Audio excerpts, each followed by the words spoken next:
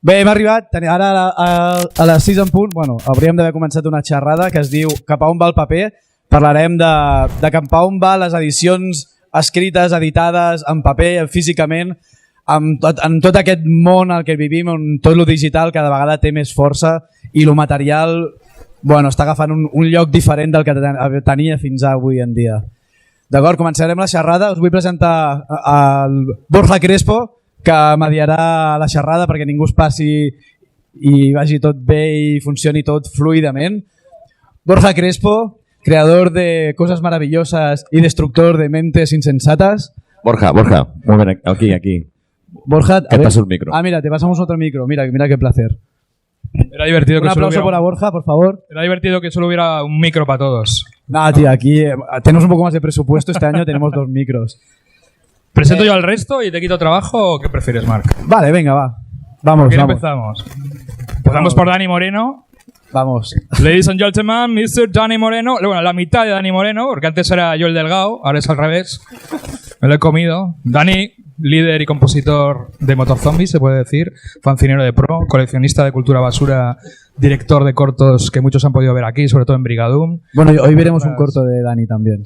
Entre otras lindezas. Y bueno, ¿qué decir de tus videoclips? Creo que vamos a poder hablar de fanzines y de muchas otras cosas. Y bueno, es un clásico verte siempre en la zona de stands y en la zona de fanzines de aquí del festival. Tome usted asiento, caballero, donde guste. Y Diego López, ¿qué decir de Diego? Una de las patas del festival, el buque maldito, que ya tiene unos cuantos años y que además es el ideólogo de la actual sección Brigadoom, donde podemos ver grandes joyas de ayer y de hoy, entre otras lindezas, entre otras labores. Bauman, Mr. Bauman, autoeditor, editor independiente de pro, vamos a decirlo. También lleva la feria de fanzines de autoedición y editores independientes o cómics, el canal de Underbrain. Y bueno, pues esa editorial que está editando un montón de gente interesante y también muy activista del mundo de los fanzines y de la edición independiente. Le podemos ver en un montón de salones y eventos en torno al cómic. Si no falla nunca el Graf. Y a veces se mueve. Este año no te hemos visto en Guecho, en el Salón del Cómic de Guecho. Has hecho pira. No te da la vida, ¿no? No te da la vida. ¿Tenemos más micros por ahí? Un aplauso también a Marc, que nos ha metido en este embolado. Sí. Que sabemos que la gente realmente viene a Sitges a ver películas. Y creo que faltaba Sound, ¿no? ¿O falta alguien? Y Sound Elai, por favor, un fortísimo aplauso. Si hay que levantar a alguien, Sound se le levanta para que te sientes tú, Bueno, Sound Elai, que es una de las protagonistas de esta edición del Festival de Sitges, porque es la autora de la exposición que puede verse a la salida del Auditori, Sound Fantastic Visions, Negative Art, para quienes todavía no lo habéis visto, ya estáis tardando. Tiene una peculiaridad y es que es la única artista del planeta que dibuja en negativo. Es un superpoder, diría yo, propio de X-Men o X-Woman en este caso. Y aparte, pues que acabas de sacar un libro, de editar un libro precisamente con su obra, y es otra de las razones por la que está en esta mesa que dedicamos al maravilloso mundo del fancineo, de los fanzines y la autoedición, aprovechando que hay un montón de gente allí al fondo vendiendo sus cositas, vendiendo sus fanzines, que los fanzines en papel siguen vivos, como puede verse. Y yo creo que podemos empezar por ahí. Yo voy a ejercer de moderador, quizá activo. Como veis, verborrea no me falta.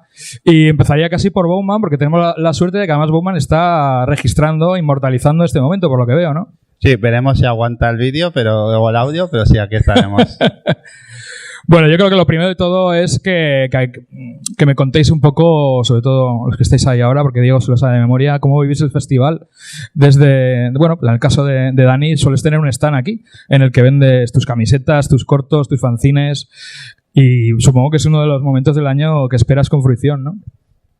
Sí, el Festival de Sitges siempre es el momento más intenso del año. Es como un ciclo donde acaban cosas y empiezan otras cosas, ¿no? Es una fiesta, siempre es una fiesta venir al Festival de Sitges. Y además, ayer anoche tocaste. Sí, ayer tocamos en el Ricky's, como cada de la año, marcha zombie, sí, que es un clásico también. Es un clásico. la Zombie Walk y el concierto de Motor Zombies. Hacía 2 años que no se pudo celebrar, por lo que todos sabemos, y este año la gente lo ha pillado con ganas. Es que además lo que mola es que ves que la gente tiene mogollón de ganas de conciertos, de eventos, de tocar el objeto. Hoy hablaremos de eso, ¿no? El objeto, el fanzine como objeto artístico en un momento dado, ¿no? Bauman, ¿qué opinas del papel? Seguimos todavía necesitando leer el papel, ¿no? Bueno, yo que vengo del mundo digital con el tema de la web y me dedico a eso, a regenerar banners o animaciones para internet, al final el hecho de leer y de sentirte cómodo fuera de una pantalla es el papel, ¿sabes? Y sin ese descanso de estar con el móvil en la cara o de estar viendo la televisión, es sentarse y leer. Y la gracia del fanzine al final es que encuentras cosas que no están en la librería y si no fuera en papel en una tienda no lo podrías tocar ni ver. El papel nos ayuda a descansar, ¿no?, de las pantallas. A mí lo que me pasa, que a la noche pues, me apetece leer un cómic o algo porque para descansar estás todo el día con la pantalla y de alguna manera pasaba también en la pandemia, ¿no? Era la manera de descansar un poco la retina que le estás quemando continuamente. Total. De hecho, festivales como estos se agradecen porque ves cosas en pantalla grande y luego pues en casa te pones a leer los cómics o libros o lo que toque. Bueno, Diego, tu amplia trayectoria como fancinero que se ha extendido al maravilloso mundo de los documentales, se podría decir, esas entrevistas. Me gustaría que nos contaras un poco cómo empezaste con el buque maldito y esa evolución que estás ya dentro de la organización del propio festival, ¿no? Venga. Bueno, en el caso del buque maldito yo creo que responde sobre todo a esta generación en la que nos situamos y que bebíamos mucho de los fanzines de los 90, ¿no? Yo creo que al final pues todo ese papel, ¿no?, que podíamos comprar en librerías en Barcelona, pues en Gorgon Video, por correos o Freaks, etcétera, yo creo que marca un devenir para muchos de nosotros. Y en mi caso fue alrededor del 2004, ante la ausencia de muchos fanzines ya con lo que habíamos de alguna manera convivido, el no tener ese documento gráfico, ¿no?, en las manos, esas entrevistas, artículos, que nos descubriera de alguna forma películas, que nos descubrieran cinematografías incluso, ¿no? Yo creo que era algo que en mi caso necesitaba. Y de ahí surge un poco, ¿no? Surge un poco en ese momento donde los blogs, donde las páginas de internet, donde estaba pegando muy fuerte, ¿no?, toda esa información a través de las pantallas, donde me lanzo un poco, ¿no? Digo, venga, no es el mejor momento, pero yo echo de menos todo aquello, ¿no?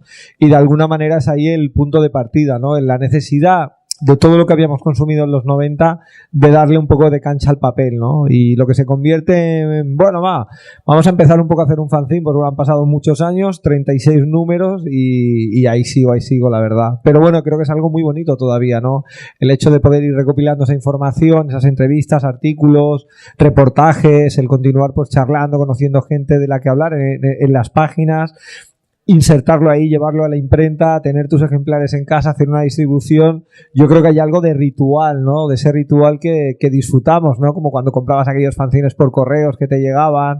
Yo creo que todo eso de alguna forma pues nos mantiene, ¿no? Nos mantiene una especie como de droga que necesitamos y yo creo que hay algo muy bonito todavía en el mundo del papel, ¿no? Lógicamente, sin rechazar la parte digital, yo creo que también es muy importante, ¿no? Yo creo que cada espacio hace una función de lectura informativa y por qué no continuar con el papel, ¿no? Yo creo que es algo muy importante y que no decaiga, lógicamente. Ese ritual mágico que has extendido, como he comentado antes, a la presencia en la organización del Festival de Sitges, programando Brigadum, que es ahí volcaste o vuelcas pues, todas esas filias y fobias que llevabas tiempo diseccionando en las páginas del fanzine, y luego, bueno, pues has ido ampliando tu presencia y también has expandido esa inquietud con una serie de documentales dedicados al género, que alguno creo que vamos a poder ver aquí, ¿no? Sí, yo creo que forma todo parte de un proceso, ¿no? Yo creo que está entre la reivindicación, sobre todo pues por todas aquellas proyecciones hace muchos años en el Espacio Garcilaso, ¿no? De poder haber tenido allí pues a gente como Víctor Israel, Eugenio Martín, Jordi Grau, Alberto de Martino, ¿no? Yo creo que todo respondía de alguna forma a continuar reivindicando y valorando todo ese cine que de alguna forma había quedado un poco aparcado o abandonado, ¿no? Y que también injustamente había sido en sus momentos mal interpretado quizás, ¿no? O muy criticado. Yo creo que toda esa función de ejercer de alguna manera de darle voz, ¿no? De dar altavoz a todos esos actores, actrices, yo creo que es lo que va en aquellas proyecciones, lo que de alguna forma desde hace muchos años, ¿no? Al haber entrado a formar parte del festival, haber llevado ya no solo a la sección Brigadún, también entre Ángel y yo hemos metido estos últimos tiempos muchas otras piezas en otras secciones, como Seven Chances, que yo creo que también es... ayer, por ejemplo, que veíamos una película de Jesús Franco como Los Depredadores de la Noche, ¿no? De darle un poco de importancia, y ya no solo al cine fantástico estatal, sino europeo, ¿no?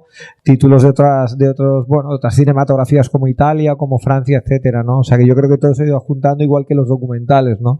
Que de alguna forma desde hace muchos años también creo que va todo en ese pack, ¿no? Yo de alguna forma, tanto los documentales que hicimos antaño de Víctor Israel o de Paul Massi junto a Javier Perea hace ya muchos años, o bueno, Herederos de la Bestia, reivindicando y poniendo un poco en el mapa una película tan importante como El Día de la Bestia, o ahora Rec, con el documental de Rec Terror sin pausa que se veía el viernes. Bueno, creo que forma un poco parte de ese circuito, ¿no? De ese circuito en el que disfrutas, ¿no? Lo que hablábamos antes, ¿no? Que igual que disfrutas con un día y con un diario también, ¿por qué no? Pero bueno, con un fanzine, con esas páginas, pues yo creo que también con un documental también te puede aportar mucho, ¿no? A la hora de poner sobre la mesa un tema, desglosarlo, hablar con sus protagonistas y bueno, y explorar un poco, ¿no? En el caso de Rec, pues todo lo que fue ese fenómeno de la película hace ahora 15 años, ¿no? Que yo creo que ha sido también un título muy importante, ya no solo para Jaume o Paco y para mucha gente que trabajó en el proyecto, sino incluso para la propia cinematografía española, ¿no? Como película de terror que marca un antes y un después. Bueno, Saun, es tu turno. Saun, que lleva años viniendo y disfrutando del festival como espectadora, como fan, y ahora eres una de las protagonistas de esta edición. A mí me pica la curiosidad que nos cuentes cómo de repente un día decidiste o empezaste a pintar en negativo, ¿no? Y de paso, pues cuéntanos un poco cómo es ese libro que puede adquirirse aquí, si no me equivoco, y que estás firmando como loca. Lo del negativo pasa un poco como, creo que las cosas más guays, que fue un poco por error. O sea, fue mágico. Los teléfonos antes, lo que era la propia cámara del móvil, antes me refiero en 2014, que fue cuando yo empecé con los negativos. El propio teléfono ya traía un filtro en negativo que tú le pulsabas y estaba el sepia, el blanco y negro, el negativo también. Ese filtro ha desaparecido por algún motivo que no sé cuál es, pero yo quiero reivindicar que vuelva porque es una pesadilla tener que descargarte una aplicación o hacer pílulas para volverlo a conseguir. La cosa es que un día, haciendo una foto para documentar un trabajo, le pulsé sin querer y vi la imagen al revés y dije, ostras, aquí a lo mejor se podría hacer directamente a la inversa, o sea, dibujarlo yo en negativo y que luego se viera. Y hice una prueba muy random, muy rápida, con boli en una foto en blanco y negro. Pasé el teléfono y vi que se podía hacer. Y además era muy interesante porque partía mucho del tenebrismo, o sea, del tenebrismo no, o sea, el negativo existe desde hace muchísimo tiempo, yo no he inventado nada, porque esto empezó con la fotografía, cuando los calotipos, la plancha y todo esto lo explico en el libro, que tú ponías una plancha sensible a la luz y cuando le incidía la luz en la plancha, allí donde daba la luz se quedaba negro y donde había sombra se quedaba blanco. Luego eso tú lo tocabas en el laboratorio y le dabas la vuelta, lo negro era blanco, lo blanco era negro. Entonces, a partir de ahí tú ya tienes la base y empiezas a trabajar. He de decir que hay más artistas que trabajan en negativo también, pero donde de momento yo destaco es que a gran formato, sin referencias y en directo, todavía no he conocido a nadie que también lo haga. Entonces, ahí es donde me gusta hacer las pinturas en directo en negativo porque es como tan mágico que la gente como que no lo entiende. Al principio cuando lo ven es como ven la forma y dicen, mira, es Jack Skeleton. Y digo, sí, pero no es el Jack Skeleton que tú sabes. Entonces cuando pasas el móvil y ves la cara de los niños y la cara de la gente mayor y la cara de la gente de mi edad y la cara de la gente de quien sea, de decir, ostras, qué guay, que lo ves con el móvil y estás viéndolo bien.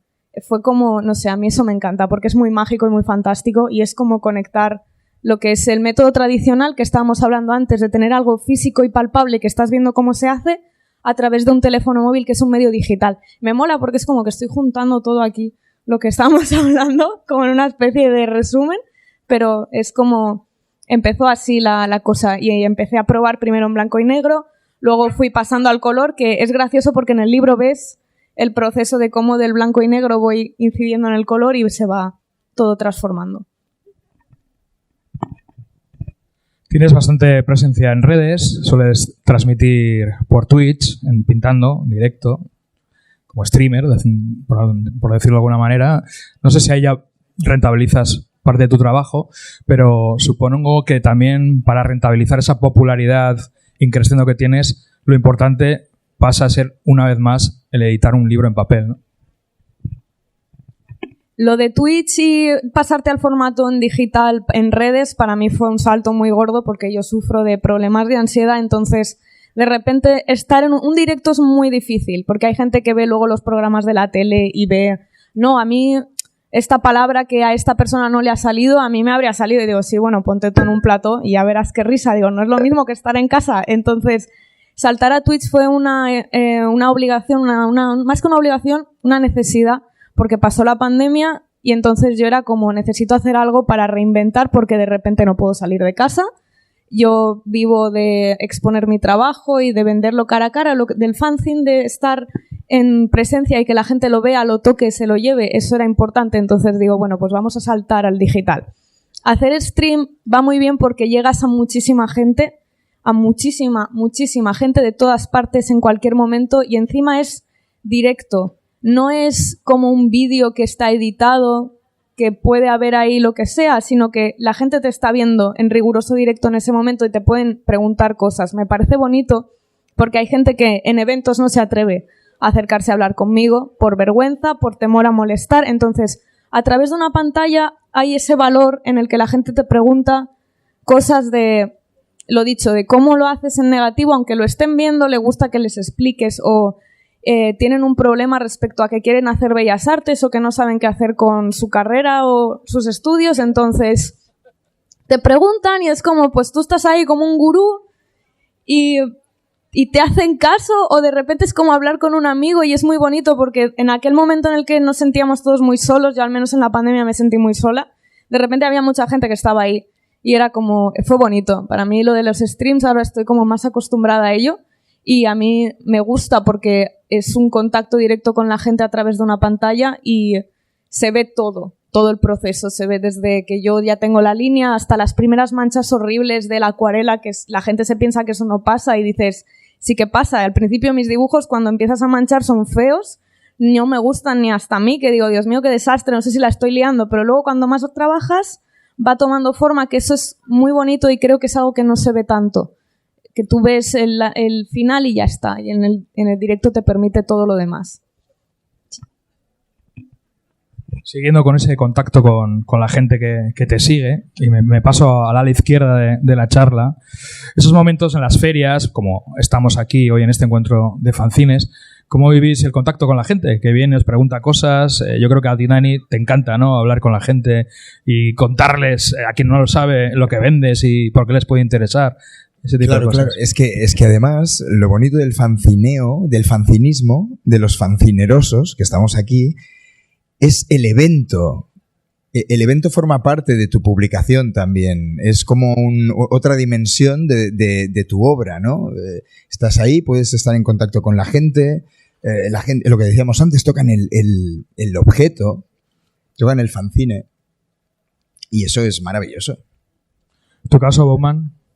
Bueno, es cuando las cosas se hacen reales. En Internet tenemos una cifra que la gente le da mucho valor. Puede ser falsa, puede ser comprada, puede ser real. Al final son los comentarios donde ves que sí que hay una persona detrás de ese nombre, de esos caracteres digitales. Y sin embargo, los eventos es donde ves que hay gente que realmente está interesado o que le crea curiosidad lo que estás exponiendo en la mesa. Ya si son compradores o lectores, pues mucho mejor porque ya comentas la historia o te preguntas si has sacado algo nuevo, en caso de ser repetidor en ciertos eventos. Entonces, la feria es lo que da ese punto de realismo a todo tu proyecto en el que cual siempre partimos de lo mismo. El escritor está en su casa escribiendo, el dibujante en su casa, en su habitación con una lucecilla y siempre está la esperanza de que alguien más vaya a leer o ver o observar lo que estás haciendo. Y en las ferias es donde realmente está ese primer paso. Ya no digo que vaya a ser esa persona que lo lea, pero ya es la primera persona interesada en lo que estás haciendo y tal, por eso es tan necesario. Sí, está internet, están las tiendas online, correos, mensajería, lo que quieras, pero nunca hay una persona detrás hasta que la ves. O sea, sí que está, porque está, pero que no te lo traes hasta que lo estás viendo o lo estás comentando con esa persona. Por eso es ese punto tan importante de las ferias para mí y creo que para los eventos. Pregunta ya para todos que podéis contestar. Antes Diego ya lo ha contado un poco, pero ese momento en el que decidís voy a hacer fanzines, voy a autoeditarme, ¿por qué? Bueno, ¿por qué ese vicio confeso? En mi caso es que estoy como mezcla de todo, porque como has dicho, soy editor también y en muchos casos, como editor, sí que edito a obras de autores de aquí y autoras que voy conociendo precisamente en eventos de cómic, porque me he ido moviendo por Valencia, por Guecho, por Madrid, Barcelona, y tal, vas descubriendo gente que está haciendo cositas, pero que tienen como ese miedo o no se ven capaces de publicar algo más allá de por ellos mismos, y en este caso pues yo como que les doy el impulso y les saco el papel. Pero eso es un lado. Luego está el otro lado de que voy descubriendo fanzines de autores extranjeros que al ser precisamente fanzines, autoproducciones, son cosas que se quedan de forma muy local, y yo intento pues traer traducciones de cosas de fuera, de Dinamarca a Suecia, a cosas de Italia, de Estados Unidos, Reino Unido, que es un material que intento pues eso, rascar un poco más allá de lo local, que son los eventos de fanzine. Y el impulso básicamente es ese, de poder enseñar, o mi pequeña plataforma que es Underbrain, poder impulsar a estos autores y autoras para que sigan publicando. Pues yo siempre les digo, yo no voy a ser el top, yo quiero que sea vuestro primer escalón para que os quitéis la vergüenza y empecéis a moveros por editoriales. Suelo ayudarles después del proceso de esto, cuando son autores de aquí, los de fuera ya son de otra historia. Y pero bueno, ha pasado que yo he editado autores de aquí extranjeros que luego ya han terminado publicando editoriales grandes, y parte de ahí un poco, de querer como dar el primer empujón o animar a gente a que siga publicando y creando, porque siempre está la vergüenza de bueno, yo lo que hago no es tan bueno, o ¿quién me va a querer leer a mí? Pues estoy por ahí haciendo una pequeña selección en esta parte. Y por mi parte, pues al final es también, entre comillas, el mundo en el que me muevo, y la autoedición te da un control absoluto un poco de lo que vas a hacer y cuándo lo vas a hacer. Cosa que cuando dependes del circuito de editorial clásico, depende pues eso, de una persona que se interese por tu trabajo, un proceso de trabajo, un proceso de publicación, y sí que hay muchas más ventajas de lo que puede hacer por autoedición, pero también tiene todos esos handicaps del tiempo y de control sobre tu obra. Bueno, en mi caso, en los 90, surge como un acto revolucionario, ¿no? Creo que el fanzine en sí es un objeto, es un artefacto revolucionario. Y en ese momento nosotros había una cultura mainstream que no nos interesaba mucho, y en relación a los revolucionarios, siempre que hablamos de fanzines, antes Diego ha dicho una palabra que es reivindicar. Y desde nuestra postura queríamos reivindicar pues todo ese cine, esas publicaciones, esos autores que no estaban en la cultura mainstream, pero que a nosotros nos interesaban, pero nadie nos explicaba nada sobre esta gente, ¿no? Directores de cine, autores de todo tipo, obras de todo tipo, que caen en el olvido, ¿no? Y si no fuera por el fandom, por este fandom que se recuperan todos estos títulos, incluso hoy en día se están reeditando porque hay un culto, hay un público, porque hay algunas publicaciones que se han preocupado de reivindicar eso. Es que el fanzine es muy bonito, porque es como el pueblo se rebela contra lo mainstream, ¿no? Contra lo hegemónico. Y el pueblo es quien pide, coño, a mí me interesa esto, pues yo me publico esto que me interesa, ¿no? Era eso. Y inspirado, ahora te voy a hacer un poco la pelota, pero inspirado por vuestros fanzines, Subterfuge, el Burp, el 2000 Maníacos, pues todo eso tío, esta gente está haciendo esto, pues nosotros vamos a hacer esto también. Y luego te veníamos a buscar al salón del cómic. Borja Crespo, ¿no? Sí, bueno, es un poco lo que comentaba antes en mi caso, y lo que también dice Dani, ¿no? Yo creo que es un acto puramente de reivindicación y de dar voz, ¿no? De dar voz a muchos de esos realizadores, en el caso del Buque Maldito, con esas entrevistas, actores, actrices, en el caso también de muchas ocasiones de invitarlos al festival. Yo recuerdo a Rosana Yani, que para mí, o el Galiné, ¿no? Cuando nos encontramos con el Galiné hace varios, en el 2017, si no recuerdo mal, en Buenos Aires, aquella llamada que siempre me gusta explicar y dar las gracias a esa persona de Televisión Española que, saltándose por el forro todo tipo de contratos y demás en relación, pues bueno, a no dar números de teléfono de nadie, decidió darme un número de teléfono porque sí, fue bastante divertido el tío, pero oye, muy majo. Contacté con ella en uno de los viajes a Buenos Aires, charlamos con ella, la invitamos a Sitges en el 2018 y le dimos un premio aquí, ¿no? Y yo creo que fue algo muy bonito, pero ella tampoco se lo creía, ¿no? Yo creo que son actores, más entrando ya en tema cine, ¿no? Actores, actrices o realizadores, que era un momento en aquellas décadas de los 60, 70 u 80 donde ese cine era parte de su vida, de su vida alimenticia, de su trabajo, ¿no?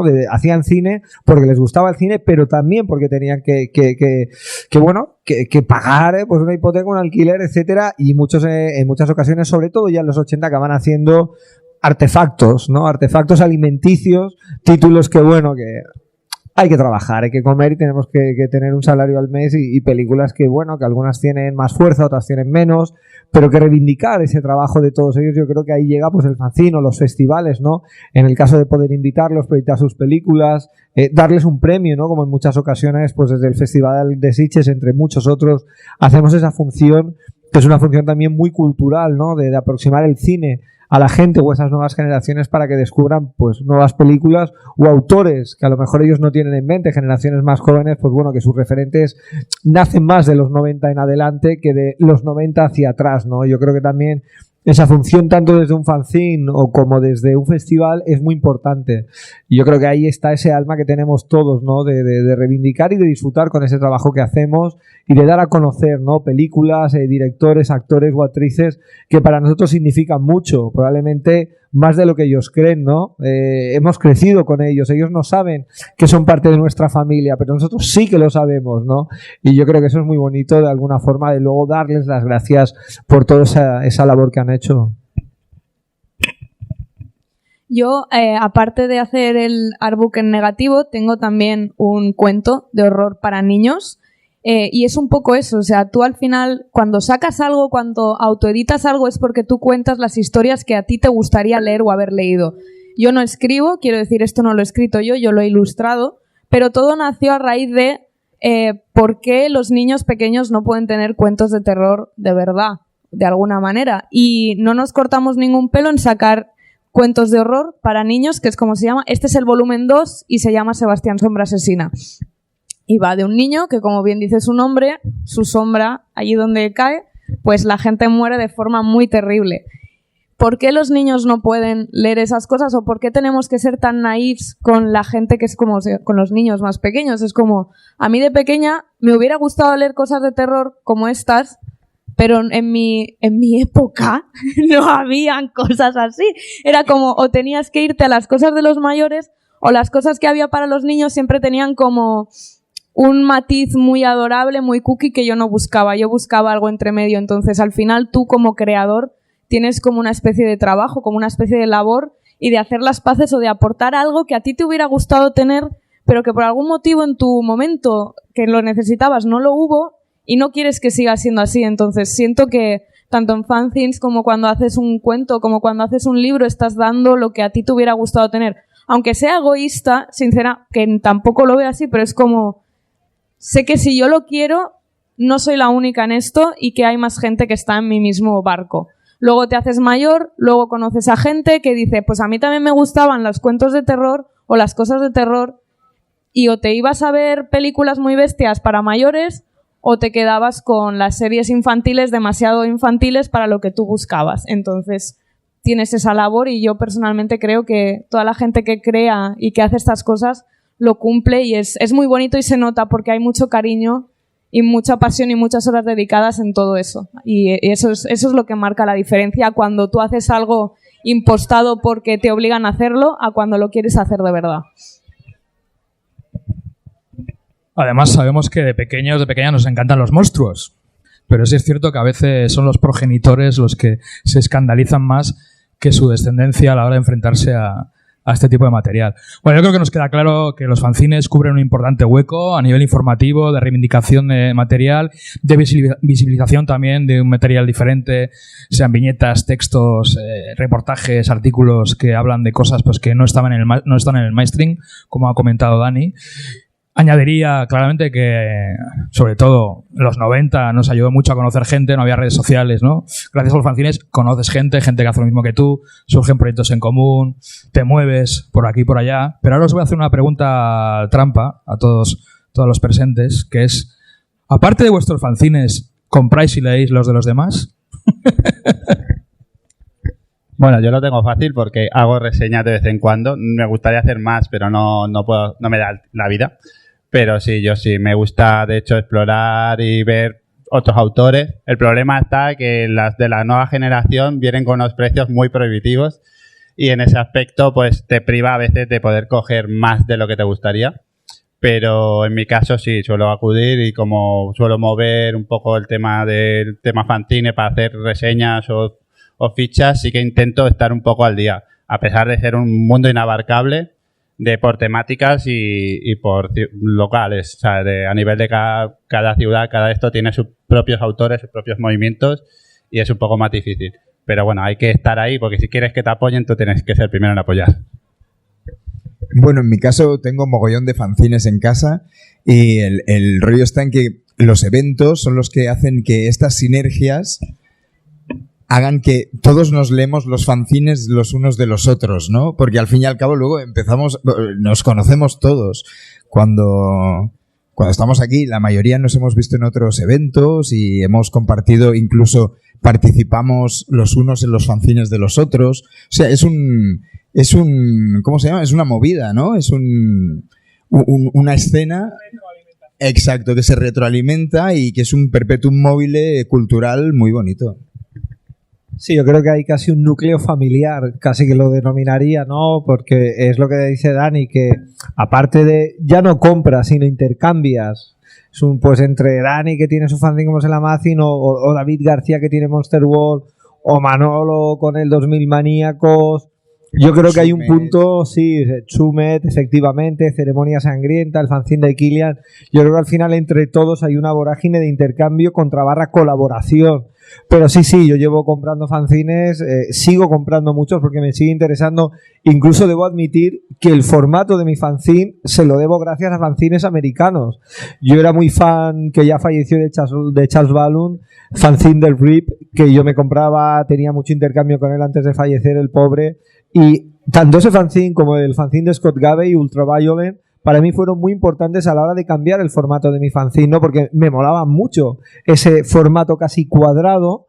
Yo pasaba de un formato DIN A5 y siempre le daba vueltas y digo, hostia, cómo mola el Ultraviolent y cómo mola el de RIP, ya cuando ya incluso ya no sé, bueno, ya había fallecido Charles y ya no lo editaban, ¿no? Y sí, yo creo que es necesario casi no comprarlo, yo creo que intercambiarlo, ¿no? Para poder tú ofrecer, para poder a ti que te puedan también ofrecer.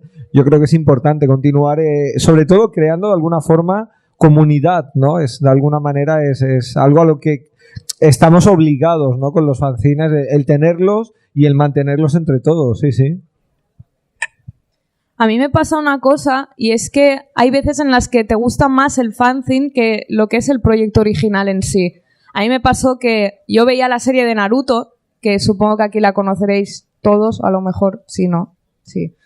Pues yo llego a un punto en Naruto, en la segunda temporada, que aquello se iba mucho de madres y a mí me interesaba más lo que estaba pasando en sitios como fanfiction que en la propia serie. Y con los fanzines creo que es un poco igual, que llega un momento en el que, no sin desprestigiar al producto original, porque es de donde parte todo, pero es como lo que piensa la gente a veces es una movida mucho más espectacular y tremenda, porque la gente cuenta unas cosas, aporta una información y además busca todo para ponerlo ahí.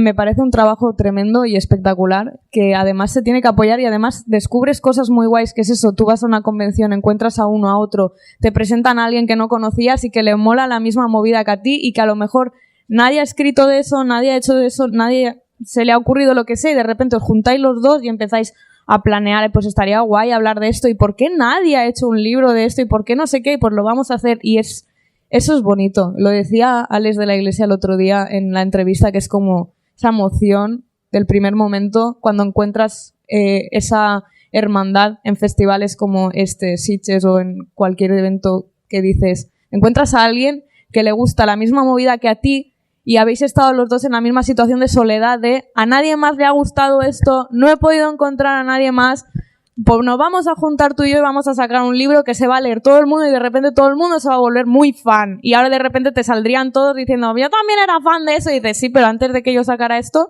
nadie hablaba de estas cosas. Eso es muy bonito, pienso yo, que despertar a la gente en esas cosas.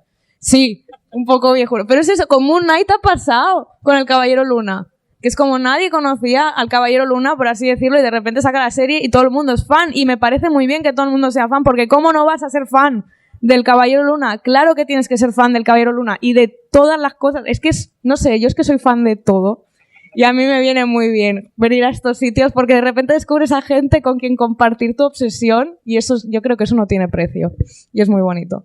Perdona, la clave creo que está en la palabra fan, que de hecho fanzine, ¿no? Y el fan, al fin y al cabo todos somos fan, y cuando los fans se juntan, ¿no? Es esa magia, ¿no? El fenómeno fan se nutre de sí mismo, ¿no? Se devora a sí mismo también, ¿no? Se va nutriendo el fandom ahora pues, con los fanarts, el fanfiction, hay tantas cosas, tantas posibilidades, ¿no? Existen ya grandes clásicos del fanzine vivos, aquí algunos está por ahí Nacho Fiol, que está, no sé si nos escucha, y grandes clásicos ya del mundo del fanzine. Aprovechamos para decir que allí podéis comprar fanzines, un montón de fanzines de todo tipo, y sí que es cierto que a veces yo, no sé vosotros, pero a veces yo todavía oigo a gente decir, pero ya no hay fanzines, ¿no? Que les digo, pues pasaros por el Salón del Cómic de Barcelona, pasaros por el Graf y vais a flipar, porque además hay unas virguerías como objeto artístico incluso, que antes hemos mencionado, bastante locas, ¿no? Esa idea. ¿Os ha pasado que alguna vez os dicen, pero todavía haces fanzines? Sí, la verdad es que sí. Y sobre todo, yo lo veo más bien con mi hijo, que ahora ya es un adolescente, colegas suyos y tal, ¿no? Que a veces te pones a hablar en estos términos de abuelos o mundo viejuno, y sí que te preguntan incluso, ¿no? Vale, ¿qué es esto del fanzine? O sea, ¿de qué me estás hablando, no? En un modo informativo, divertido, ¿no? Yo lo entiendo que para ciertas generaciones de gente mucho más joven, sí, ¿qué es un fanzine? O de qué trata esto, ¿no? ¿Cómo funciona esto, no? ¿Quién lo edita? ¿Quién lo hace? Y todo ese ritual del que hablaba antes, yo creo que para gente joven todavía, pues quizás es algo como nuevo, ¿no? Bueno, explícame un poquito. Y sí que lo he oído, pero en esas edades, ¿no? En esas edades. Las edades, bueno, nuestra generación supongo que no, más o menos todo el mundo sabe, ¿no? Lo que es un fanzine. Sí que les puede sonar un poco extraño que a día de hoy todavía hay gente que esté interesada en editar algo en papel y que eso tenga una distribución bien en tiendas o bien por correo, pero bueno, yo creo que es una cosa más también porque esas generaciones están instaladas, lo que hablábamos antes, pues en pantallas donde tienen toda la información en plan metralleta, ¿no? Pues tiene, yo qué sé, el TikTok o Instagram o blogs o etc, ¿no? Tienen toda esa información que de alguna forma el papel es algo ya no trasciende en sus vidas para nada. De ahí podríamos saltar, ¿no? Pues a la caída también de la venta de libros, ¿no? Que de alguna forma va todo conectado. Pero bueno, entramos ya en otras generaciones básicamente donde el papel ya es algo muy secundario. Pues yo voy a defender a mi generación. Y es que hay gente, es que es eso, dices, ¿por qué los blogs? ¿Por qué tal? Porque es más asequible y más barato para nosotros. No, perfecta. No te quiero llevar la contraria ni nada. Es como una defensa. Pero es como, por ejemplo, a mí me pasa, yo soy de Valencia, pero yo no nací en Valencia, yo nací en Gandía. Y Gandía, antes de que saliera Gandía Shore, era un pueblo, randomly, que eso a la gente de Gandía le molesta que se diga, pero es que es verdad. En Gandía no había tiendas frikis, había una tienda de música, da gracias, y tiendas de pelis, jaja, XD, vete a Valencia a comprar películas. Yo crecí en la soledad de que no podía conseguir cómics, porque no había tiendas de cómics, no podía conseguir películas, me tenía que ir a Valencia, que Valencia era como Madrid para mí. Entonces, cuando de repente a ti te llega internet y es un portal donde puedes acceder a mogollón de cosas. Yo creo que los blogs han sido los fanzines de la gente de mi generación. Y era porque gente como yo que de repente te dan... Claro, o sea, yo de pequeña no conocía los fanzines, mi padre tampoco, creo que mi madre tampoco, porque es gente que está en una ciudad que es, o sea, que más alejada de lo que es la metrópoli gorda, donde se mueven esas cosas.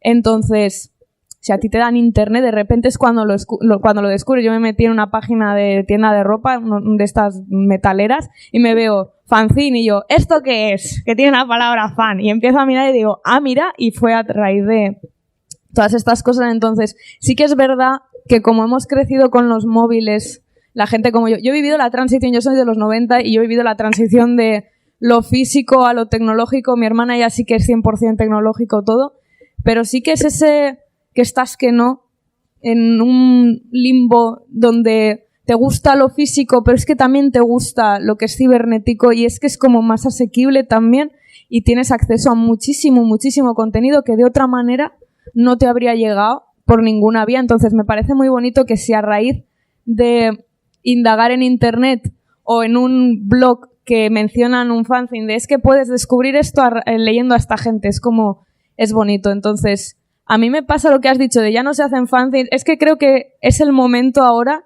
Yo he escuchado esa frase en todo, que es como, pero lo pintas tú a mano y lo haces tú a mano, pero se sigue usando pintura de verdad y es como, y no lo haces a digital, y dices, también, pero es que a mí me gusta ensuciarme, no sé, es como, me mola más, pero las dos cosas pueden convivir. Entonces es como, creo que esa frase va a estar presente siempre, o de alguna manera, creo que es generacional, que se queda ahí y que mi generación a lo mejor dentro de unos años dirá, pero y sigues pintando también, porque te impactará que en un mundo donde es muy tendencia que todo sea digital, de repente hayan personas que hacen cosas en tradicional, sigan apostando por el formato físico. A mí me pasa, me gusta comprar películas y cada vez hay menos sitios donde se pueden comprar menos películas, me da mucha rabia.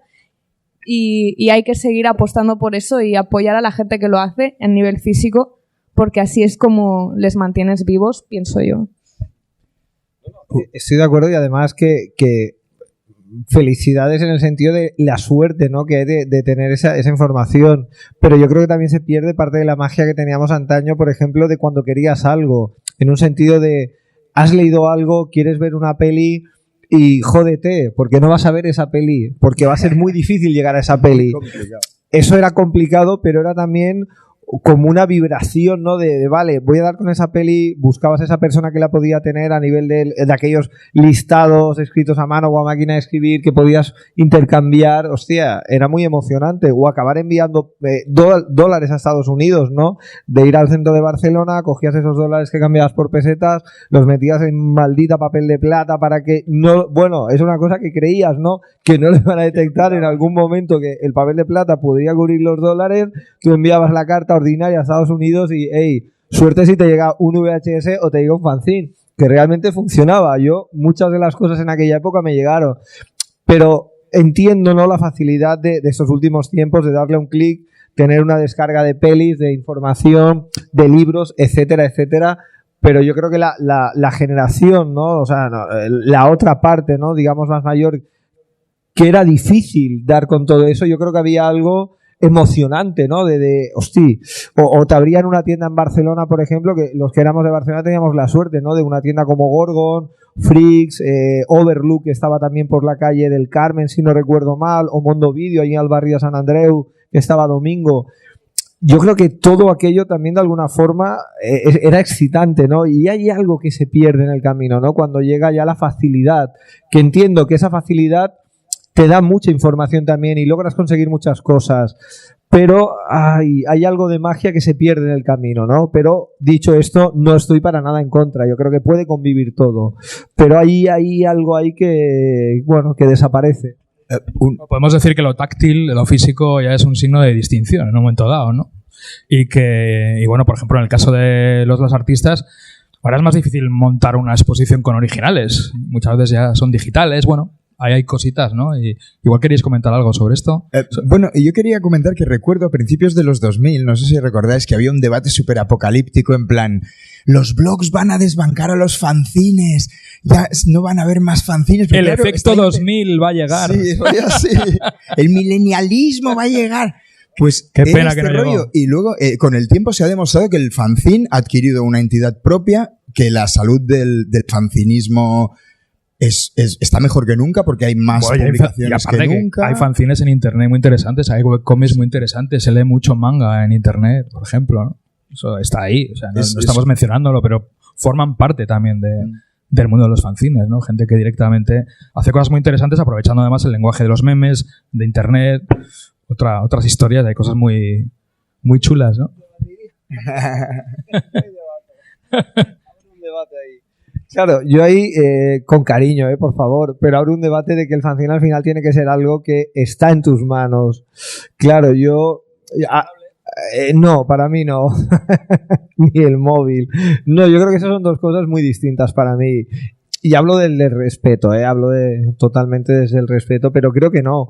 Por mucho que sea como he llegado a leer e-fanzine, ¿no? Que lees la E con el guión de fanzine o e-cine, para mí no, para mí son dos cosas distintas, lógicamente, ¿no? El fanzine es algo físico, es el papel, es eso que el editor o sus colaboradores han metido en esas hojas, lo han llevado a una imprenta y lo tienes ahí. Eso es un fanzine. Yo creo que lo que puedes descargarte como tal en internet, no digo que sea un PDF, faltaría más, pero para mí no es un fanzine.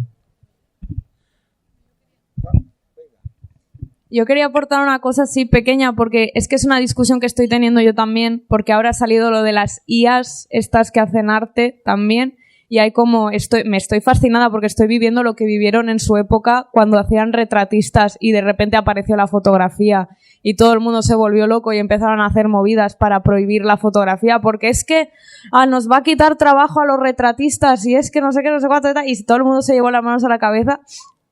Hay un autor, era filósofo, se llamaba Walter Benjamin, yo lo he estudiado en la carrera, la carrera me ha servido para darme ínfulas y hablar de estas cosas, pero es que es muy interesante porque Walter Benjamin fue un hombre que hablaba del aura de las obras y de las cosas en físico. Cuando empezó la fotografía y la imprenta, la gente empezó a llevarse las manos a la cabeza porque claro, si tú podías ver la Mona Lisa en un periódico, luego la gente no iba a querer ir a verla, ¿no? Al museo, porque por esa regla de 3, como ya la has visto en tu casa, ¿qué más te da irte a París a verla, ¿no? Y fue todo lo contrario, porque cuanta más imagen se hacía o más réplicas se hacían de la Mona Lisa, más grande era luego el alma que tenía esa obra y que impulsaba a la gente a ir a verla. Entonces, juntando lo que hemos hablado él y yo antes de los blogs y tal, yo creo que yo he vivido la época en la que yo quería ver el Rey León 1 y conseguir el VHS del Rey León 1, pero yo solo tenía el 2. Y cuando me iba a Valencia a buscar el Rey León 1 me decían, es que no lo han vuelto a editar, vuelve otro día a ver si lo vuelven a sacar. Al final no sé qué pasó, creo que lo conseguí de estos de reedición, pero yo ya mayor y dije, me lo he perdido de pequeña esto. Y da rabia, pero yo creo que es bonito porque ahora, si te gusta el rollo fan, al final, los blogs es como una especie de lista de la compra donde tú puedes encontrar cosas y luego te vas a las tiendas físicas o cuando en los discos, a mí me pasa que a lo mejor quieres el disco ese en físico que lo tienes en el ordenador puesto que te lo has comprado de donde sea pero lo tienes ahí en digital y te vas a buscarlo en físico como la gente que había visto la Mona Lisa en el periódico de su casa y se pega el viaje para ir a verla al museo. Yo creo que eso es bonito y es como... Yo personalmente, como artista que trabaja la imagen y está viviendo la época esta de las IAs nos van a quitar el trabajo, yo creo que no es tan apocalíptico porque la gente siempre va a apostar por el físico. Se siguen haciendo vinilos. Hay grupos de hoy en día que siguen sacando cosas en vinilos y no paran. Y es como, no se va a morir eso y va a seguir ahí. Y yo creo que no hay que agobiarse tanto por esas cosas. Y que el físico siempre va a estar y es muy, muy guay y muy bonito y la gente que lo valora lo va a tener.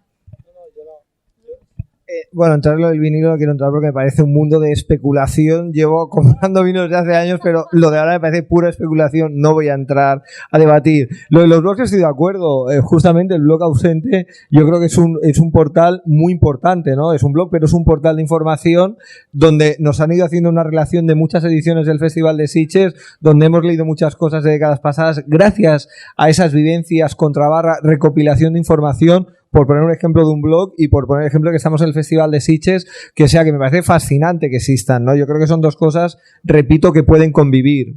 pero es muy distinto el abrir esa ventana, el desplegar toda esa información y el tener esa lectura al tener ese fanzine, revista, cómic, libro o periódico, ¿no? Yo creo que son como dos rituales distintos, ¿no? Pero sí, estoy totalmente de acuerdo de que también hay una función muy importante informativa. No sé si Bauman querías... Bueno, no, básicamente estamos hablando de que hacia dónde va el papel y estamos hablando del tema digital y ¿cuántas veces os ha pasado que os habéis puesto una plataforma digital, Netflix, Spotify o cualquier cosa y estáis más rato buscando qué queréis ver y no estáis viendo lo que queréis ver? El caso del papel también Tú pasa. no te incluyes, por lo que veo. Bueno, yo... ¿Cuántas? A vosotros. Estáis buscando y perdiendo el tiempo. El tema Vosotros. es ¿qué ha pasado de, por ejemplo, quieres ver Terminator 2? Hoy no la encuentras en ninguna plataforma. Necesitas el soporte físico, el DVD, el Blu-ray, el VHS, lo que sea, para poderla ver. Si no, no puedes disfrutarla de forma legal en las plataformas tan cómodas que tenemos hoy en día. Y de ahí es lo importante del papel en el caso de los fanzines o de los cómics o de los libros o lo que sea. Pero bueno, hecho de forma legal, un inciso, que lo bonito también de los fanzines es que a veces nos saltamos lo legal. ¿No? En cierto modo, ahora nos quejamos a veces de la apropiación cultural y tal, y los fanzines hemos hecho un poco lo que nos da la gana, fotocopiando aquí y allá y, bueno, esto y con la excusa de la grapa, pero bueno. No, muchos de los fanzines de los 90 y tal era fácil encontrar cómics de Frank Miller traducidos porque no estaban en castellano, y eso lo sé, pero hoy en día esto se queda más como al margen de publicaciones del manga, por ejemplo, que siguen haciendo traducciones fan de mangas que aún no han llegado aquí y en algún momento que llegan pues se dejan de hacer. De hecho, ha habido polémicas a veces de que han dejado de hacer la de fan porque quieren seguir leyendo en el volumen 10 y se tienen que esperar a que lo traduzcan de forma legal. Pero bueno, la idea de que al existir el formato físico eso va a perdurar de alguna manera, cosa que lo digital es, bueno, está ahí, en algún momento lo leeré, en algún momento y puede desaparecer. Sí. Bueno, yo en ese momento pensaba que el cómic, por ejemplo, no iba a tener problemas de pirateo, porque yo pensaba, ¿quién se va a molestar en escanear 200 páginas, traducirlas? Pues hay alguien que lo hace en sus horas libres. Bueno, tenemos que acabar, según me dicen por aquí. Voy a lanzar una idea y añadís lo que creáis conveniente. Personalmente creo que el virus del fanzine, el espíritu del fanzine nunca se va. Hagas lo que hagas, estés donde estés, ¿no? Un ejemplo, pues bueno, Diego mismo, el Buque Maldito, ahora forma parte de la dirección del Festival de Sitges. Yo mismo iba al Salón del Cómic de Barcelona con mis fanzines, con Ladrón y compañía, armándola pero bien, conociendo a gente como Dani ahí fanzineando, y ahora estoy de director de contenidos de Cómic Barcelona, pero no dejamos de estar ahí, ¿no? En el mundo del fanzineo, fancinerosos, como ha dicho Dani, no se va de nuestras venas, ¿no? Bueno, al final está la historia de esto es lo que te gusta y quieres que le llegue a más gente. La manera es de inculcarse en esto, pues en proyectos que ya están, como el Salón del Cómic, como Sitges, y meter tu pie ahí diciendo, hey, que esto existe y esto interesa. Supongo que va por ahí la cosa. ¿Tengo que hablar yo ahora?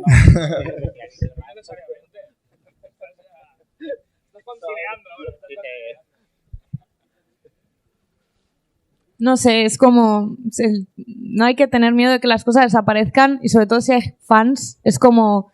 Si tú eres fan de algo es porque te da la vida y te aporta felicidad, y yo creo que eso es algo que busca todo el mundo, sobre todo cuando tienes tantos problemas y te bombardean con cosas tan malas constantemente como agobios y tal, pues a ti te gusta leer cosas que te hacen feliz, entonces si te hace feliz no dejes de apoyarlo y seguirá perdurando siempre. Así que esa es mi reflexión, creo. Yo voy a decir un añadido extra para terminar. Sound, ya que estás aquí, cuéntanos qué es lo que vamos a ver, qué es lo que podemos ver a la salida del Auditori, tu exposición. En la salida del Auditori tenéis una exposición de varias obras mías en negativo en un formato bastante grande, entonces os invito a que después de cada sesión os toméis un momentito para, por favor, deteneros en las obras, mirarlas y sobre todo interactuar con ellas a través del teléfono móvil. Hay en cada una un QR abajo en una esquinita que si ponéis el móvil os lleva directamente a una página donde os explica cómo podéis programar el teléfono para que podáis verlas a través del aparato y entonces veáis la ilustración original. Entonces, si también tenéis alguna duda, podéis contactar conmigo por redes y yo encantada os explicaré cómo poder verlo. Así que muchas gracias por estar aquí y por apoyar una vez más el fanzine y el Festival de Sitges. Vale, un aplauso a todos. Quería, para cerrar, con una frase, con una palabra, que respondáis a la pregunta de ¿hacia dónde va el papel? Una frase, una palabra. Hacia adelante. hacia el futuro. Hacia la basura, pero de la basura se puede sacar y se pueden hacer otras cosas nuevas. No cortemos más árboles, por favor. Inventemos papel sintético. Bueno, yo les diría que la especulación, porque empiezas a buscar fanzines de los 90 a los 2000 y vale un pastizal ya. El papel ha subido mucho. Que los hagan de hierro. Muchas gracias por aguantarlos y seguimos. Gracias por venir, gracias a los fanzines, gracias a todo el público de la meeting de esta tarde y seguimos. Gracias.